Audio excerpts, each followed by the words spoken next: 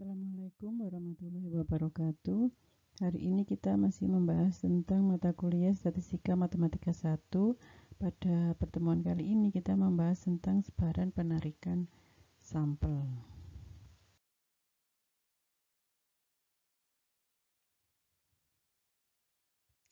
Ya, jadi misalkan kita punya Y1, Y2 sampai YN, di mana Y1 sampai YN ini adalah variabel acak yang menyebar sama dan saling bebas. Nah, Y1 sampai YN ini merupakan hasil pengamatan atau percobaan dari sampel yang berukuran N, yang berasal dari populasi dengan sebaran tertentu.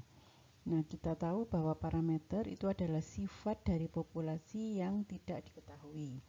Kemudian hasil pengamatan pada sampel itu dapat digunakan untuk mendapatkan statistik sebagai penduga parameter. Nah, statistik dibentuk sebagai fungsi dari nilai pengamatan di dalam sampel. Nah, bentuk fungsi yang paling sering digunakan untuk membentuk statistik adalah yang namanya fungsi. Jadi kita salah satu fungsi yang paling sering digunakan itu adalah Y-bar. Y-bar ini dibentuk dari atau didapatkan dari sigma YI per N, di mana I-nya mulai dari 1 sampai N. Selain itu kita juga sering juga menggunakan statistik yaitu sigma Y kuadrat per N dengan I-nya 1 sampai N. Nah, ini adalah statistik merupakan fungsi dari Y1 sampai YN. Jadi misalkan di sini kita punya populasi ya, kita punya populasi. Nah, kemudian dari satu populasi ini dapat diambil sampel yang tidak akan pernah sama dari satu percobaan ke percobaan yang lain, atau dari satu orang ke orang yang lain. Misalkan saya mengambil sampel dari populasi ini, saya dapatkan sampel yang pertama, katakanlah terdiri dari Y1 sampai YN, ya ini satu yang di atas ini simbol dari sampel yang pertama. Kemudian misalkan si A juga mengambil sampel Y1 sampai YN, tapi Y1 sampai YN yang saya ambil tentunya tidak akan sama dengan Y1 sampai YN yang diambil oleh si A. Makanya di sini diberi lambang yang berbeda. Di saya itu ada Y1 sampai YN 1. Kemudian si A itu punya Y12 sampai YN2. Nanti si C misalkan atau si Z misalkan mengambil sampel lagi, itu juga mengambil sampel meskipun ukurannya sama Y1 sampai YN gitu ya, tapi nilai-nilai ini tidak akan sama dengan sampel yang saya ambil atau sampel yang diambil oleh si A. Sehingga kalau kita mencari statistik, katakanlah rata-rata, itu juga akan berbeda nilainya. Jadi rata-rata yang saya punya akan berbeda dengan rata-rata yang dimiliki oleh si A, dan berbeda juga dengan rata-rata yang dimiliki oleh si C atau misalkan si Z gitu ya. Nah, oleh karena itu statistik yang dimiliki atau dihitung dari sampel 1, sampel 2 sampai sampel M ini akan membentuk sebaran tersendiri. Dan itu juga merupakan variabel acak. Jadi rata-rata di sini dengan rata-rata di sampel 2 di sampel M itu juga merupakan variabel acak.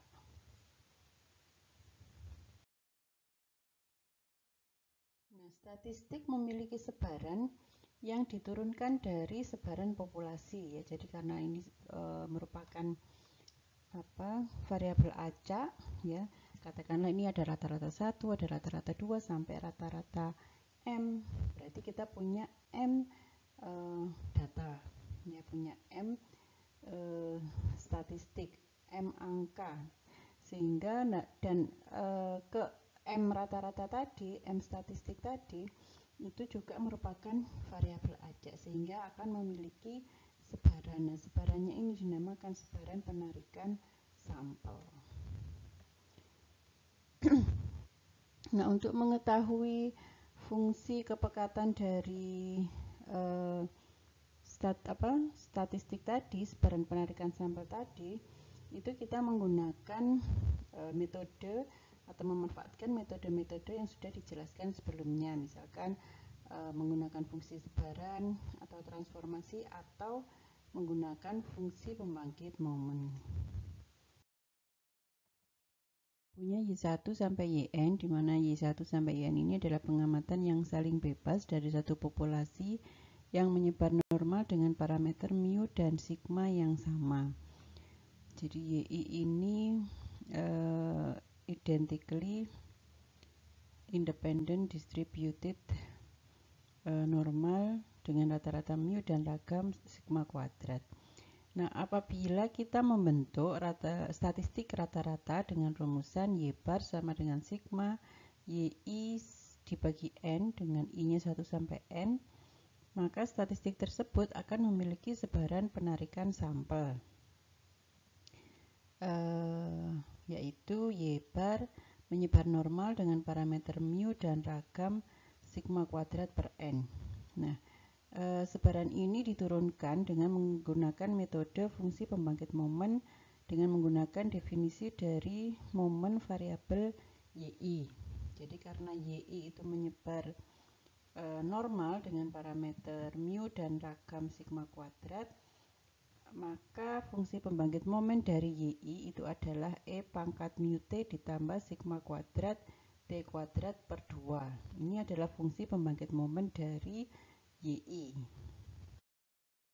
Nah, sedangkan Y bar itu adalah fungsi dari YI, fungsi dari Y1 sampai Yn, yaitu sigma AI kali YI dengan I-nya 1 sampai N, di mana AI-nya ini adalah 1 per N. Sehingga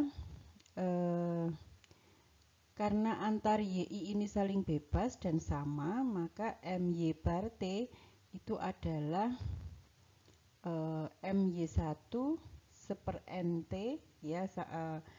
Silakan nanti dilihat kembali sifat-sifat fungsi pembangkit momen. Jadi MY bar T ini menjadi MY1 seper NT nanti dikalikan dengan MY2 seper NT sampai MYN seper NT. Sehingga karena ini sebanyak N, jadi sama dengan MY seper NT pangkat N. Kemudian, nah, fungsi pembangkit momen MY seper NT ini adalah E pangkat mu seper NT, jadi harusnya kan T ya untuk, nah ini tadi untuk MYIT ini kan E pangkat mu T ditambah sigma kuadrat T kuadrat per N. Nah, T-nya ini diganti dengan seper N, seper NT. Ya, sehingga fungsi pembangkit momennya menjadi E pangkat mu harusnya T ini diganti menjadi seper NT ditambah sigma kuadrat seper NT-nya dikuadratkan juga. Seper NT kuadrat, jadi T kuadrat ini per N kuadrat, kemudian 2-nya ini mengikuti yang ini. Tetap. Kemudian dipangkatkan dengan N. Sehingga diperoleh E pangkat mu seper NT ditambah sigma kuadrat T kuadrat per 2N kuadrat pangkat N. Nah, karena pangkat ini bisa pangkat N ini bisa dimasukkan ke sini ya, jadi E pangkat N kali mu seper NT ditambah sigma kuadrat T kuadrat per 2N kuadrat. Sehingga ini kalau bisa kita coret ya, tinggal E pangkat mu T ditambah sigma kuadrat T kuadrat per 2N.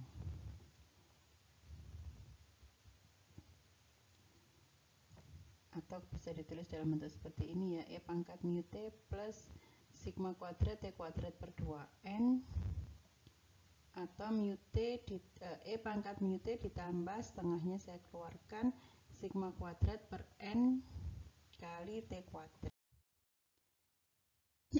Nah, ini kalau kita bandingkan kedua fungsi pembangkit momen bagi YI, untuk YI-nya adalah E pangkat mu T plus sigma kuadrat T kuadrat per 2.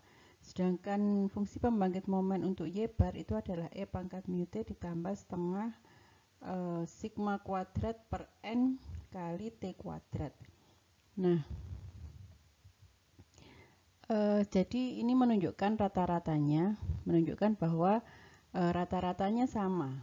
Ya, jadi rata-ratanya sama yaitu mu. Kemudian ragamnya itu menjadi sigma kuadrat per N. Kalau di sini ragamnya kan sigma kuadrat. Kalau yang di Y bar, fungsi pembangkit momen dari Y bar, ini menunjukkan bahwa ragamnya adalah sigma kuadrat per N. Sehingga Y bar mempunyai fungsi pembangkit momen yang sama dengan sebaran normal dengan parameter ragam yang berbeda. Jadi Y bar itu menyebar normal dengan rata-ratanya mu dan ragamnya adalah sigma kuadrat per N.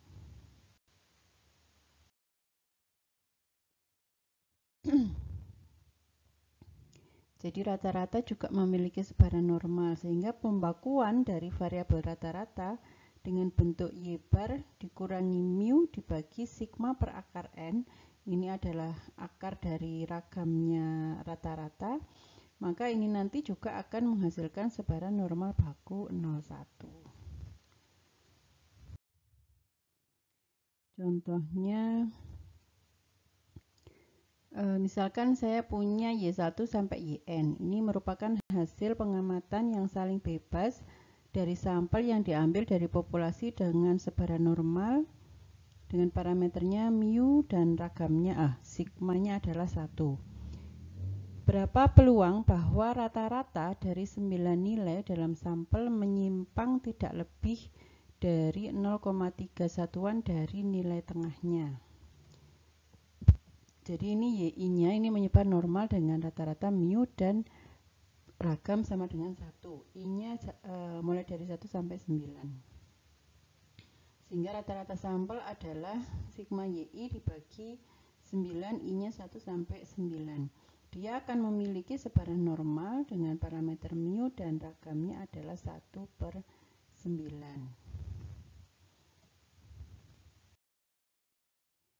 Oke, peluang yang ditanyakan adalah peluang bahwa rata-rata dari 9 nilai dalam sampel tadi menyimpang tidak lebih dari 0,3 dari nilai tengahnya. Sehingga yang kita cari adalah peluang nilai mutlak Y bar dikurangi mu ini kurang dari sama dengan 0,3 atau bisa kita jabarkan sebagai peluang min 0,3 kurang dari Y bar dikurangi mu kurang dari 0,3. Nah, ini supaya kita bisa melihat tabel atau supaya ini menyebar normal baku, maka ini kita bagi dengan sigma per akar N. Jadi masing-masing dibagi dengan sigma per akar N, ini nanti akan menyebar normal baku. Ya, jadi ini yang di tengah ini menjadi Z, kemudian kita mencari peluang minus 0,3 dibagi ragamnya tadi atau sigmanya tadi adalah 1 dibagi dengan akar N-nya adalah 9.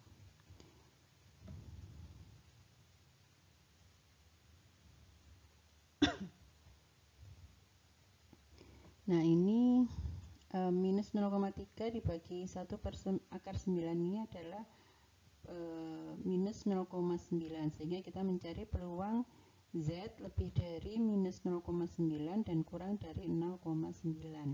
Nah, ini silahkan dilihat di tabel normal baku ya untuk mencari peluang ini. Nanti akan diperoleh 0,6138. Nanti silahkan dicek ya.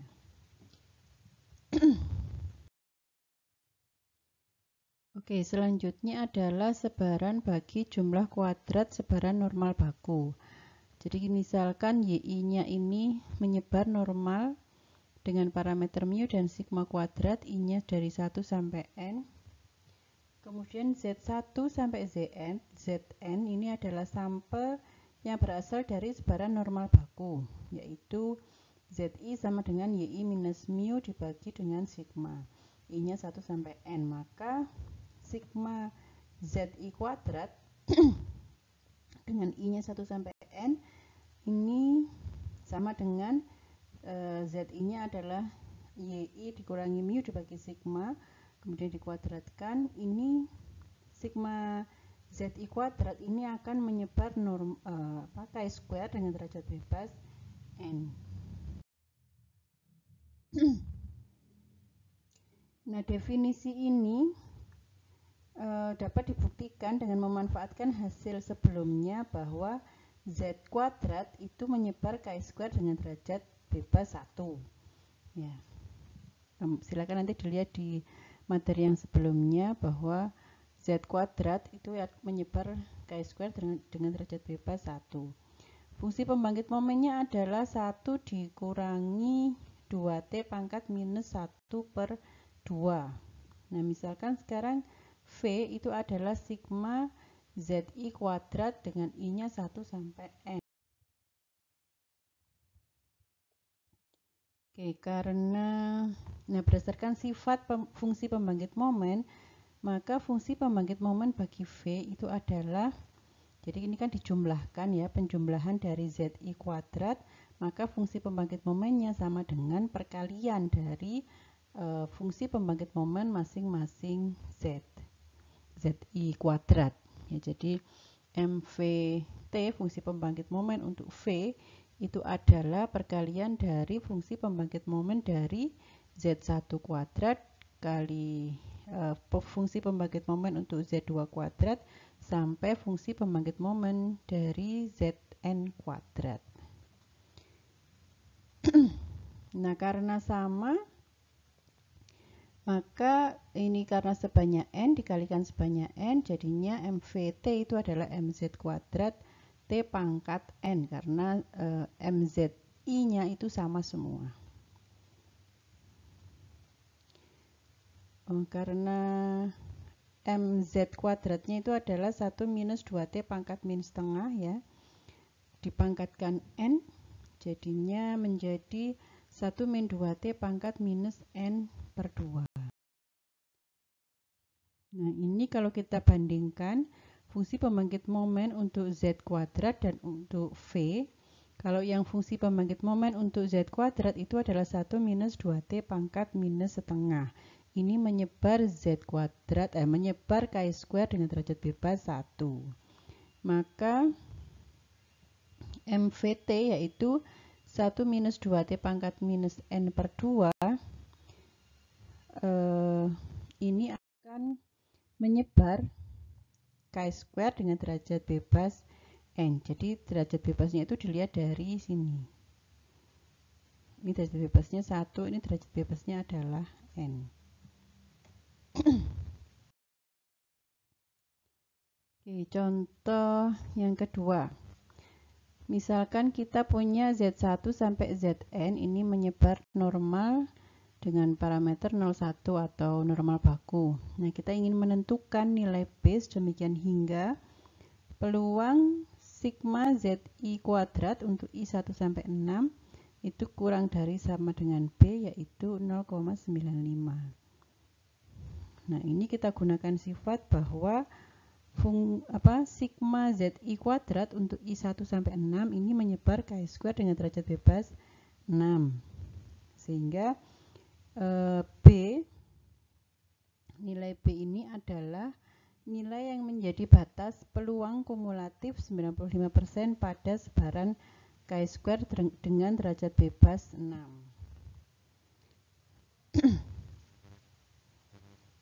Oke, nah, jadi kalau kita gambarkan, misalkan ini adalah sebaran chi-square ya, sebaran chi-square, kemudian, nah, yang kita cari ini kan peluang chi-square ya, peluang chi-square kurang dari sama dengan B sama dengan 0,95. Nah, 0,95 ini adalah luasan di sebelah kiri dari B. Jadi peluang chi-square kurang dari sama dengan B adalah 0,95. Nah, kita mencari B ini.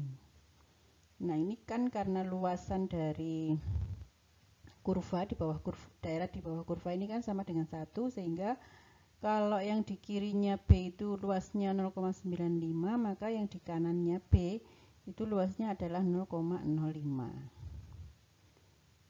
Gitu. Jadi kita mencari B, mencari nilai chi-square, bukan mencari peluang. Peluangnya ini diketahui, ya 0,95. Peluang kumulatif. Ini peluang kumulatif. Nah, ini bisa kita lihat di tabel atau bisa juga lihat di Excel atau software yang lain. Bisa kita temukan bahwa nilai B adalah 12,59. Jadi peluang nanti bisa dicek ya. Peluang chi-square kurang dari sama dengan 12,59 itu adalah 0,95. Chi-square dengan derajat bebas 6 ya. Jadi kalau melihat tabel chi-square itu ada derajat bebasnya.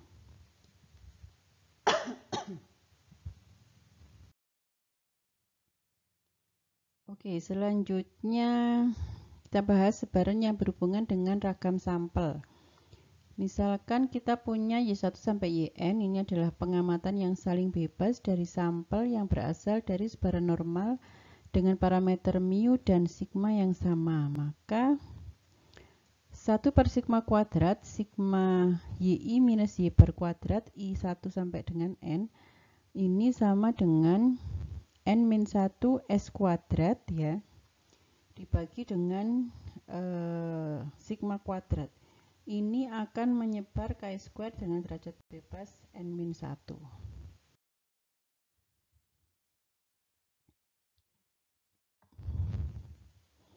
Nah, ini kita dapatkan dari S kuadrat itu kan rumusnya 1 per N-1 dikalikan sigma yi minus y per kuadrat. I-nya 1 sampai N. Kemudian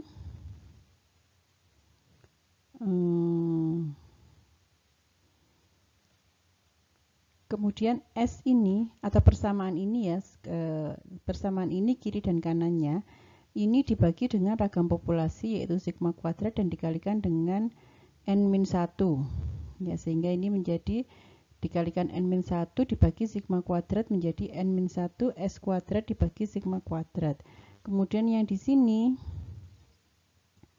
dikalikan N-1 jadi ini habis, kemudian dibagi dengan sigma kuadrat sehingga menjadi sigma yi min y bar kuadrat per sigma kuadrat. Nah, sebaran bagi bentuk terakhir ini akan diturunkan dari hubungan yang sudah diketahui yaitu zi kuadrat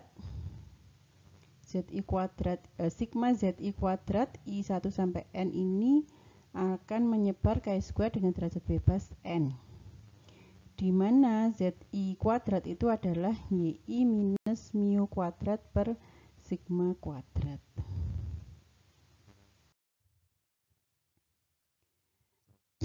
Oke, kita punya zi sigma zi kuadrat yaitu sigma yi minus mu dibagi sigma kuadrat, ini juga dikuadratkan, ini menyebar chi-square dengan derajat bebas N. Kemudian kita tadi sudah punya hubungan N-1 kali S kuadrat dibagi sigma kuadrat, ini sama dengan sigma yi minus y bar dibagi sigma kuadrat, ini juga dikuadratkan. Oke, sekarang kita bergerak dari sini. Sigma yi minus mu kuadrat dibagi sigma kuadrat, I-nya 1 sampai N. Ini 1 per sigma kuadratnya saya keluarkan karena tidak mengandung I ya. Kemudian yang di atas pembilangnya ini saya tambah dan saya kurangi dengan y bar. Jadi sebenarnya persamaannya ini atau rumusnya ini yi minus mu kuadrat. Ini kita kurangi dengan y bar dan ditambah dengan y bar, ini hasilnya kan sebenarnya sama dengan yi minus mu. Itu ya. Oke.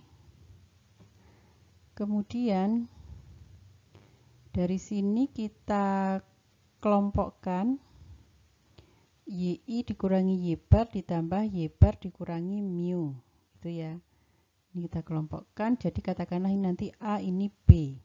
YI minus Y bar ini A, Y bar dikurangi mu ini adalah B. Jadi kita sudah dapatkan sigma YI minus mu kuadrat dibagi sigma kuadrat ini sama dengan 1 per sigma kuadrat sigma YI minus Y bar ditambah Y bar minus mu kuadrat.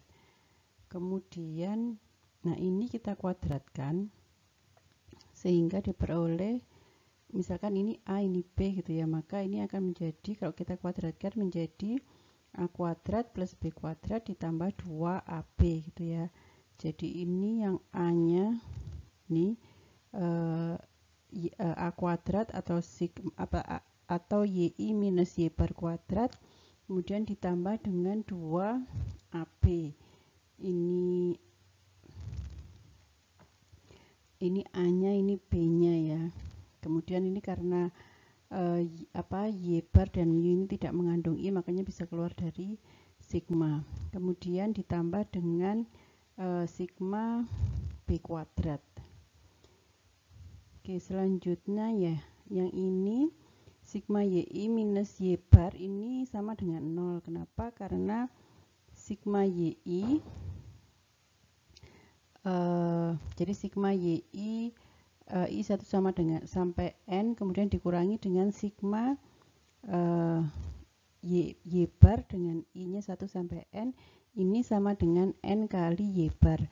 N kali Y bar itu sama dengan sigma YI. Jadi ini sigma YI dikurangi sigma YI sama dengan 0. Sehingga tinggal 1 per sigma kuadrat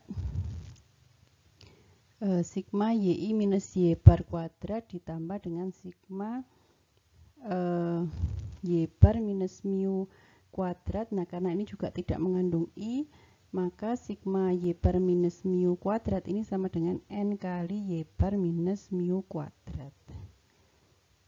Nah, kemudian ini bisa kita nyatakan sebagai, misalkan ini kita nyatakan sebagai W, maka sigma yang depan ini kita nyatakan sebagai U, dan sigma yang belakang ini kita nyatakan sebagai V. Oke, kemudian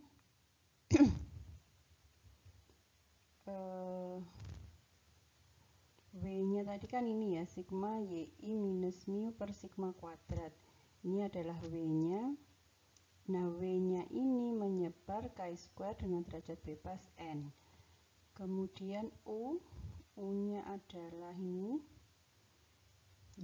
sigma YI minus Y bar kuadrat per sigma kuadrat. Kemudian, nah, di sini tadi saya sampaikan W-nya menyebar chi-square dengan derajat bebas N. Kemudian V-nya ini adalah ini tadi N Y bar dikurangi mu kuadrat per sigma. Nah, ini bisa saya nyatakan sebagai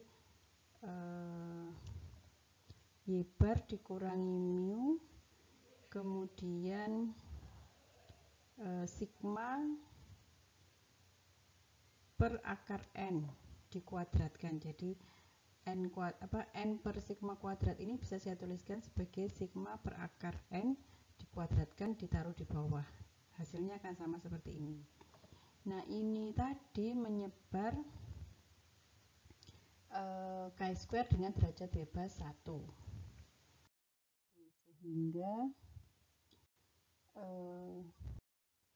Sehingga ini W sama dengan U plus V, maka U-nya sama dengan W minus V. Tadi W-nya menyebar chi-square dengan derajat bebas N dengan fungsi pembangkit momen untuk W-nya adalah 1 minus 2T pangkat minus N per 2. Kemudian V tadi menyebar chi-square dengan derajat bebas 1, sehingga fungsi pembangkit momen untuk V-nya adalah 1 minus 2T pangkat minus setengah.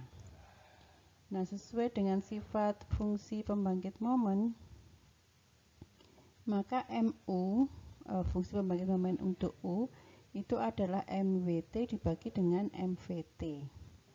Sehingga MWT-nya adalah 1 minus 2T pangkat minus N per 2, MVT-nya adalah 1 minus 2T pangkat minus setengah, sehingga hasilnya adalah 1 minus 2T pangkat N min 1 per 2. Oke, jadi MUT-nya tadi kita peroleh fungsi pembangkit momen untuk U-nya adalah 1 minus 2T pangkat minus N min 1 per 2, sehingga ini adalah fungsi pembangkit momen dari sebaran chi² dengan derajat bebas N min 1. Ya, kalau ini MW tadi menyebar chi² dengan derajat bebas N, karena di sini pangkatnya adalah minus N per 2. Nah, karena ini pangkatnya minus N min 1 per 2, maka U ini menyebar chi² dengan derajat bebas N min 1. Oke, jadi U yaitu 1 per sigma kuadrat sigma YI minus Y bar, atau sama dengan N min 1 S kuadrat per sigma kuadrat, ini menyebar chi² dengan derajat bebas N min 1.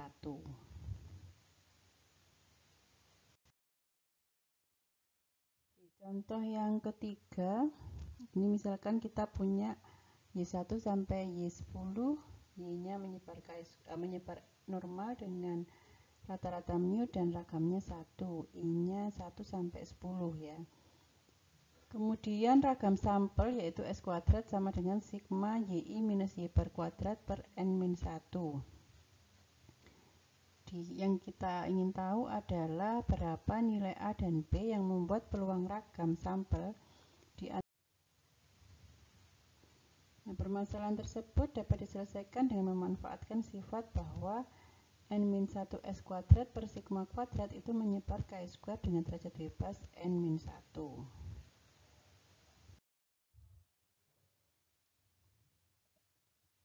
Jadi permasalahan tadi itu bisa kita tuliskan dalam bentuk peluang A kurang dari sama dengan S kuadrat kurang dari sama dengan B sama dengan 0,9.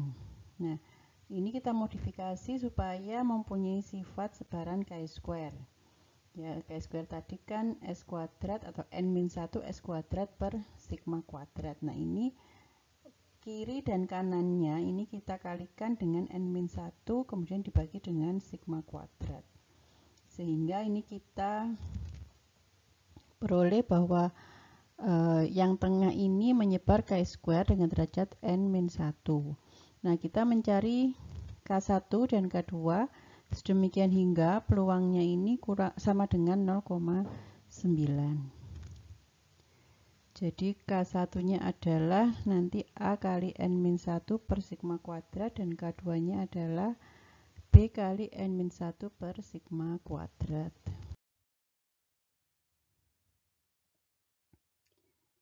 Oke, ini pada nilai N10 sigma kuadrat 1 dan sesuai sebaran chi² dengan derajat bebas 9, maka K1-nya adalah chi² dengan derajat bebas 9, 0,95 itu adalah 3,325, dan chi² 9 0,95 ini adalah 16,919. Yang ini sebentar. Ini 0,05 ya. 0,05 itu adalah 3,325. Nah, setelah kita dapat K1 dan K2, maka kita bisa mencari A dari hubungan ini. Jadi K1 adalah A kali N min 1 per sigma kuadrat. Nah, kita peroleh K1-nya adalah 3,325, sehingga A adalah A sama dengan K1 kali sigma kuadrat dibagi N min 1. Hasilnya adalah 0,369, dan B bisa kita peroleh dari sini juga. B B itu adalah K2 kali sigma kuadrat dibagi N-1, dapatnya 1,88. Oke, demikian yang bisa saya sampaikan. Semoga bermanfaat. Assalamualaikum warahmatullahi wabarakatuh.